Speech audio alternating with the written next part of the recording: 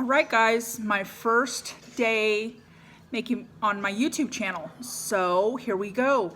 Starting the adventure, starting the talks, starting just everything.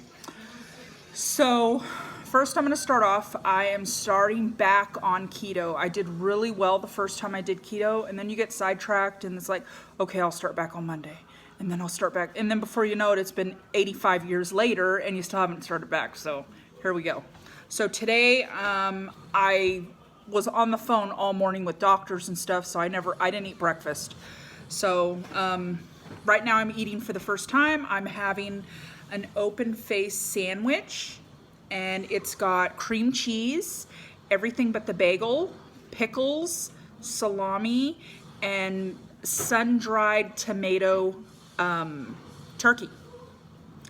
So I've never had this before, but I follow this girl on Instagram and she makes these all the time, but she uses green bell peppers. I like green bell peppers like in stuff, but just to eat them like this, I don't like them. I'd rather eat an orange or a red one. So here we go.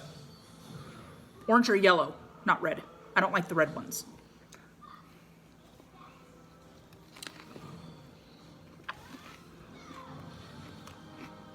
Oh my gosh, that is so freaking good. Like seriously, the crunch, so good. So, and then I'll be drinking my water. So, where do I want to start? I want to start off by saying that a lot of my content is going to be kind of, I don't want to say controversial. I come from a very abused background, and I will be open and share about that. But the first thing I want to start off with talking about is I will not engage with rude or bullying comments. If you found yourself in my YouTube channel, if you have anything negative or rude or bullying to say, I will block you immediately. I will not engage with you. I'm not giving you my time, and I'm not gonna do it. I'm not here for that. I'm here to better my life. I'm here to make myself a better person, and I'm doing what I can to do that.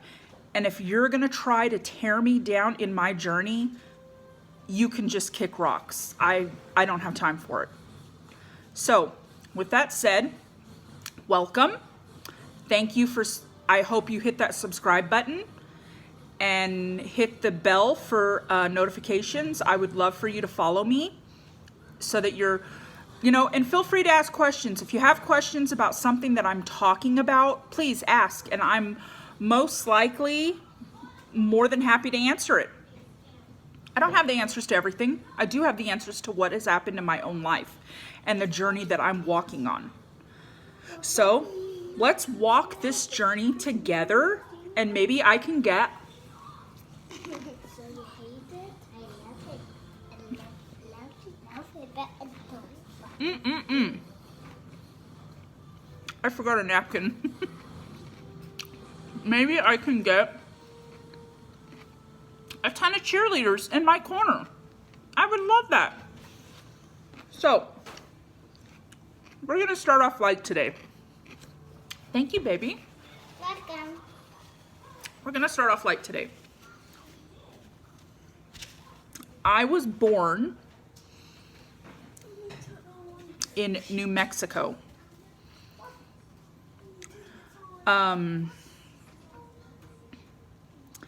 I don't have a ton of backstory. I actually lived with my biological mother, and I was taken away around the age of 7 or 8 years old. So I do know her. I have memory of her and my life before I entered foster care. But I don't have a ton of information about me coming to be, me being born. I have what information my biological maternal grandmother told me, and my biological aunt, which was my grandmother's sister, has told me about when my mother conceived me, when I was born, stuff before my all of a sudden your memory kicks in. I have some information before any of my memory kicks in. But the information that I did get from my Aunt Lupe and my grandmother when I was younger, they told me that my mother never wanted me. She wasn't interested. My mother was attracted to black men, which is something that I think I got from her. If you could, I don't know, because I am attracted to black men. I mean, everybody has a preference, and that's mine.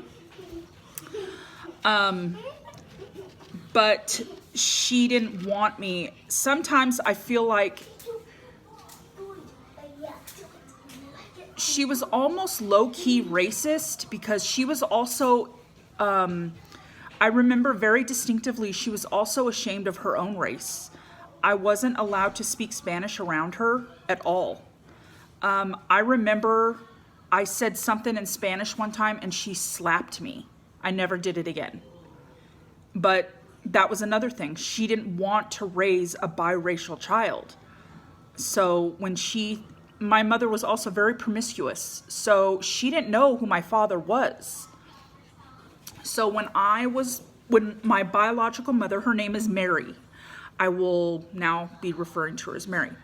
When Mary was pregnant with me, she said she was going to give me up for adoption because she didn't know. Back then, I was born in 1977. Back then, they didn't have the kind of testing that they have now. You didn't even get an ultrasound unless there was something wrong. So my Aunt Lupe was going to adopt me. She had a child that was kidnapped when she was a baby. I believe I'm remembering that right. She was a baby when the baby was kidnapped. She had always had this hole in her heart and always wanted to feel it. So she was going to adopt me. She said, no, you give her to me. I want her. So Mary was going to hand me over. My Aunt Lupe got everything ready for me. Blankets, clothes, diapers, a bed, everything that you would need in those times to bring home a baby. So,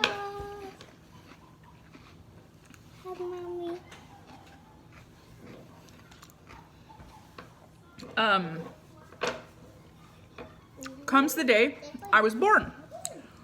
So I'm born, and she can see that I'm not mixed, which is kind of odd to me because my kids are mixed and they didn't look mixed to me. They were white and their hair was straight. So I don't know how she knew I wasn't. But anyways, my grandmother told me that as soon as she saw me, she said, I'm keeping her. She's my meal ticket. So I knew from that story, right from the beginning, I meant absolutely nothing to this woman. Nothing. So my Aunt Lupe was basically left devastated. She was basically, somebody took another child from her because she thought she was going to get me. So Mary takes me home, and that's when the nightmare begins. I try to wonder what happened to me while I was a baby, and I kind of almost don't want to think about that because it's a miracle I'm alive because of what this woman put me through. She put me through so many things. But today I'm stronger than I think I'm stronger than I would have been if my Aunt Lupe had taken me in. I'm not saying that I wouldn't have had a great life, because my Aunt Lupe, she was a stern, but she was a loving woman. She hugged me and told me she loved me, but I think the strength that I have is because of the life that I've lived, but I also think all my problems are because of the life I've lived. So it's kind of like a double-edged sword. So that's, go on. That's where everything began. I don't know when I talk about Mary, I'm not 100% sure the ages I am during these memories. Mary was physically, mentally, emotionally abusive. She hit me all the time. Not just hit me, she beat me all the time. For the slightest infractions. Anything that I did, I got beat for it. I wasn't just molested when I was a child, I was raped. And this woman had a hand in it. But I think that's something I'm going to share on a later date. It's kind of heavy to jump into on my first video. But yeah, she was not a good person. She was a drug addict and an alcoholic and a prostitute. So yeah, she was not a good person. But I can remember distinctly, no matter what she did to me, I loved her no matter what. When anybody would talk ill of her, I would get angry and yell at them, "Don't talk about my mom like that." It's weird how much we protect the people that hurt us. I don't know, because it was very rare that she would hug me or even say that she loved me. I don't have a real memory of her saying, "I love you." I don't. But it was something, I think I was around, I want to say I was like 17 or 18 when it finally clicked in my head, she doesn't love you. Stop. Let it go. Just let it go and be done with her. I don't wish her any ill will. I hope she finds happiness and peace in her life.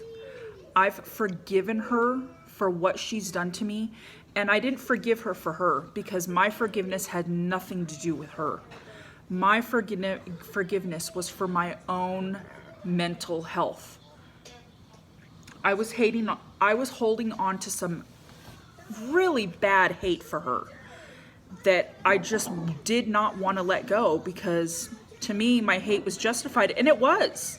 My hate was absolutely 100% justified. But my hate wasn't affecting her because she wasn't in my life.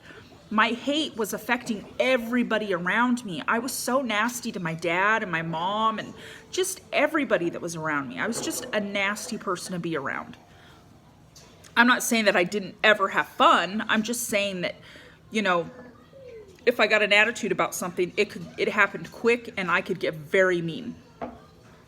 But, that just, if you've gone through trauma and abuse and just the horror that I went through as a child, you understand what I'm talking about. It turns you into this person. So anyways, we're going to go on that journey, and I'm going to tell you about my life and why I am the person that I am today. I mean, it really is the reason I am the person that I am today. The good, the bad, the ugly. Am I grateful for it? I know that people say that they go through things and they're grateful for it because it turned them into the person that they are, but I don't like the person that I am. I don't. I think I could be better. I don't like the person that my trauma turned me into. I'm working on liking myself, but I don't. I don't like who I am. Every day it's a struggle to like the person that I am, but I'm trying. And hopefully with this platform, I can talk about it and get it out, and people can relate to me, and I don't need to feel alone, because that's another thing. I feel completely alone.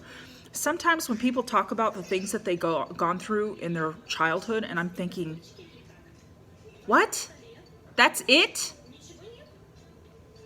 Do you have any idea how I would have my life together if that's all that happened to me as a child? But then I have to remind myself that their struggle is not my struggle. My struggle is my own, and their struggle is their own. I can't compare apples to oranges. It's two different things. It's two different lifestyles. It's two different brains and mindsets that handle things. So I think because of everything that is so heavy in the beginning of my YouTube channel, that's going to be so heavy, I want to end my videos on a positive note. So today's bit of positivity would be to tell the people around you how much you love them daily, because you just don't know when the next day, if it's going to happen. You can never tell anybody too much that you love them, ever. I love you. I thank you for following me and taking this journey with me. I appreciate your support so, so much. Thank you so much for this. And I will see you guys later. I don't know if I'm going to make another video today if I think of something, or if this is going to be a once a day thing. So we'll see. I don't know. I'm new to this, so I don't know. Bye.